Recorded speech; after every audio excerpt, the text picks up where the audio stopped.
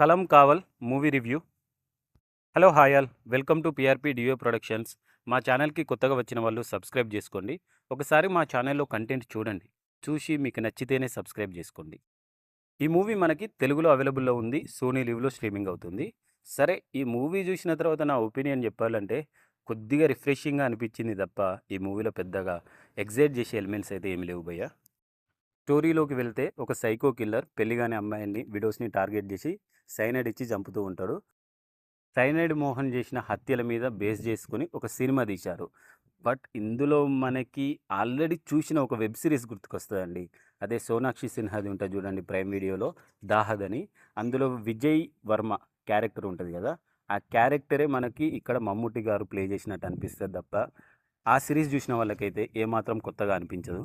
ఈ movie start అవ్వగానే లాడ్జ్లో ఒక సీన్ వస్తుంది. ఆ సీన్ చూడగానే మనకు కొద్దిగా ట్రాన్స్ఫర్మేషన్ వల్ల భలే కిక్కిస్తుంది. కానీ దాని తర్వాత ఇన్వెస్టిగేషన్ కానీ ఈ ప్రొసీడింగ్స్ కానీ చాలా స్లోగా వెళ్తాయి భయ్య. ఎలా అంటే కొద్దిగా నిద్ర వస్తుంది, కానీ స్కిప్ చేయకూడదు. స్కిప్ చేస్తే ఈ సినిమా మనకి మిస్ అయ్యే ఛాన్స్ ఉంది. సో మలయాళం మూవీస్ అంటే స్లోగానే ఉంటాయి, మాకు ఇలానే నచ్చుద్ది అనే వాళ్ళు చూడొచ్చు. పెద్దగా అడల్ట్ కంటెంట్ కూడా ఏమి లేదు మూవీలో.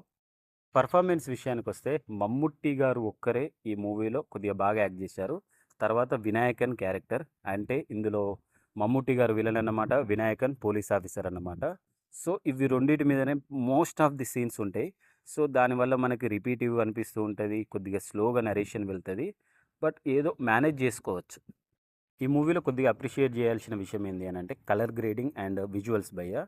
కొద్దిగా న్యాచురల్గానే ఉన్నాయి. మనకి 2005 నుంచి 2011 వరకు నడుస్తుంది ఈ మూవీ. ఆ టైం లైన్లో నడిచే మూవీలో కూడా కలర్ గ్రేడింగ్ అనేది చాలా బాగా తీశారు.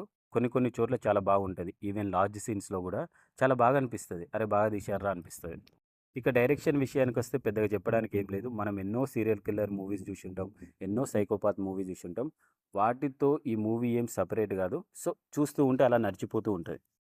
ఈ మూవీ సోనీ లివ్లో స్ట్రీమింగ్ అవుతుంది. అడల్ట్ కంటెంట్ కూడా పెద్దగా ఏం లేదు, చూడొచ్చు మీరు. కానీ ఫ్యామిలీతో సీరియల్ కిల్లర్ మూవీ అంటే అంత బాగోదు కాబట్టి మీ ఇష్టం.